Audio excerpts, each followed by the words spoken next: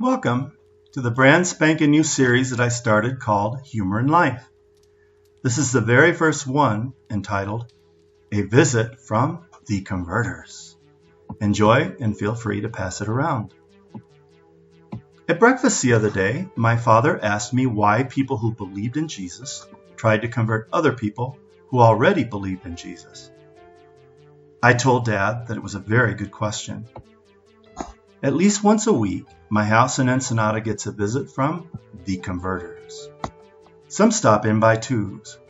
One is always an American and the other is always a citizen of the country being converted. In this case, the second person is a Mexican citizen. Both are dressed in Sunday go-to-meeting clothes. In another branch of the Converters, they take the more laid-back approach in casual dress. Generally, there are at least 3 in their group, if not more. I guess they like to gang up on their potential convertee.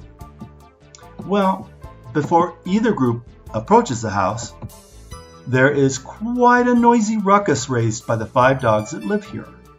It is as if they are sounding the alarm that trouble is just around the corner. But the other effect of the cacophony is that everyone has to communicate in a raised voice that borders on shouting match. I am sure that to any onlookers, it is a pretty hilarious thing to witness.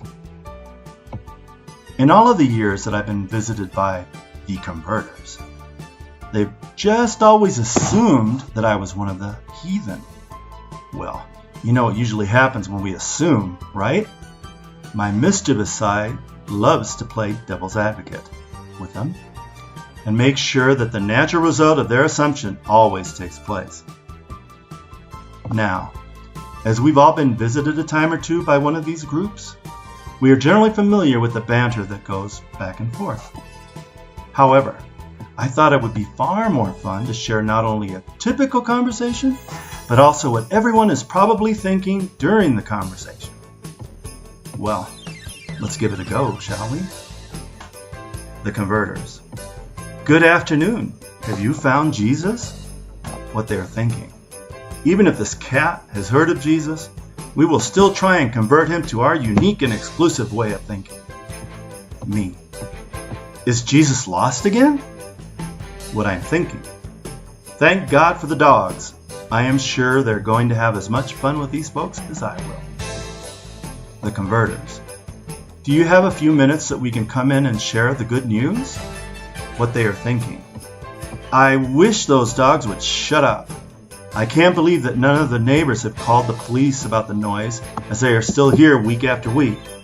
I hope that this house has a lot of food and drink because we are really hungry. Me.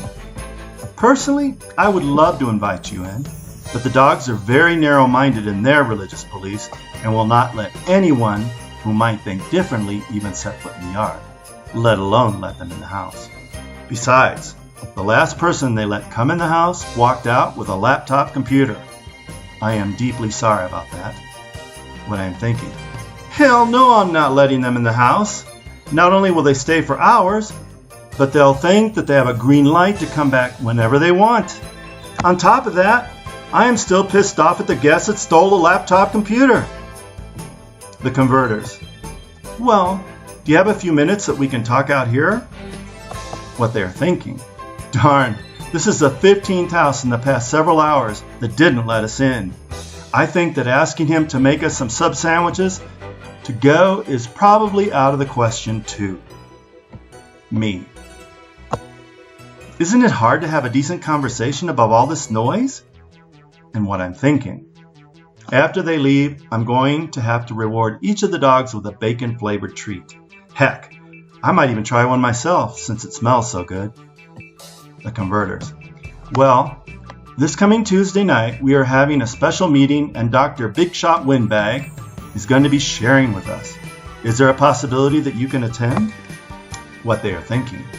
This guy looks single, so we need to make sure that a couple of the unattached cuties are in the audience at the next meeting. We're going to have to get this guy in one way or another. Me. Well, I will have to check my schedule and see if it's a possibility. What I'm thinking. Thank goodness most of my days are planned out. I would rather go to the dentist. than one of their meetings. Converters. Before we go, let us give you the current issue of our magazine as a gift. What they are thinking. I wonder if we can break off and go have lunch now. Surely we have hit enough houses. Me. I love a gift exchange.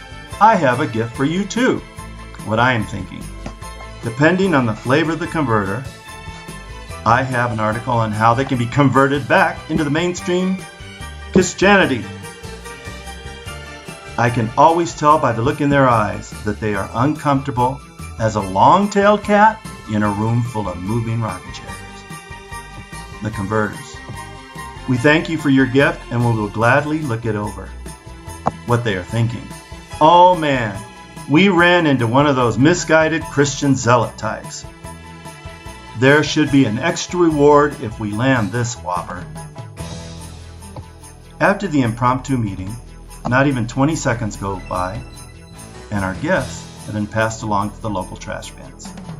These metal containers probably stand a greater chance of getting converted than the humans involved in the preceding dialogue. But my dad's question is still a great one. I will have to add that to my list of future articles. Thanks for listening.